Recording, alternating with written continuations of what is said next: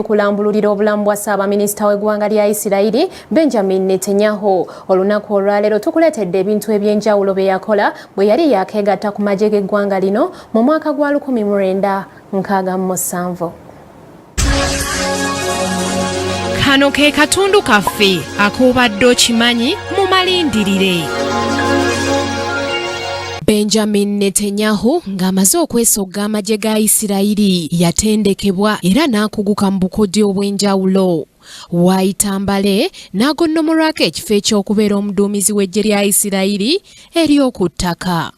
Yarwana mu ntalo ez'enjawulo omwali Operation Inferno ne Operation Gift ebyaliwo mu mwaka gwa 1968. Mu mwaka gwa 1972 Netanyahu yeetaba mu lutalo lwa Operation Isotop nga muno y'omu ku abo abaaluma n'ogw'engulu okununula ennyonyi ya Isirayiri eyali ewambiddwa okuva ku kisaawe kya Tel Aviv nga ne mu kanyoolagano kano yakubwa amasasi ku kibegabega agatamuyisa bulungi n'akamu. Bakama be bamuwummuza era n'azzibwayo mu Amerika eri bakadde be.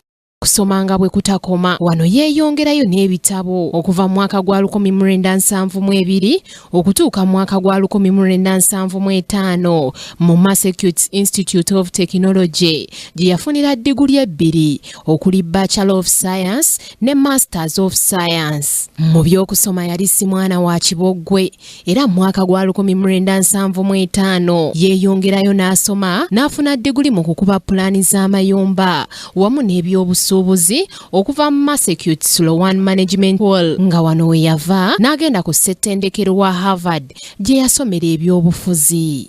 Mu mwaka gwa 1976 muganda we Jonathan Netanyahu ng'attiddwa mu mwezi ogw'omusanvu mu kanyoolagano akali ku kisaawe ky'Entebbe. Netanyahu yava mu Amerika n'ab'e Isirayiri era n'akunga amawanga okubeera obumu okulwanyisa obutujju. Mu mwaka gwa 1980 yaggulawo ettendekero erirwanyisa obutujju lye yatuuma Jonathan Netanyahu Anti-Terrorism Institute.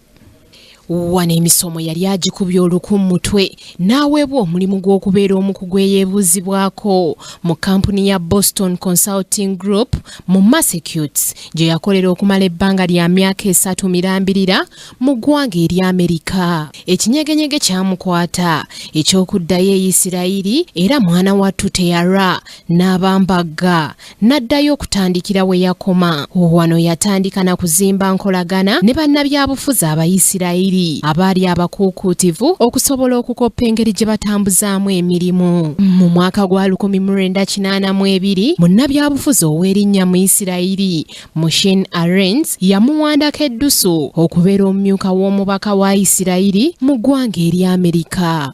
Waayita Meka Nomwatu mu mwaka gwa 1984 baalaba emirimu agitambuza bukwakko ne bamulonda okubeera omubaka wa Isirayiri omujjuvu mu ggwanga erya Amerika. Olunaku olw'enkya lindirira ng'afuuse omubaka wa Isirayiri mu ggwanga lya Amerika. Biki ebyaddirira? Bikukungaanyiziddwa Samari Kisaache ku Kingdom TV amalindirire. This is Kingdom TV.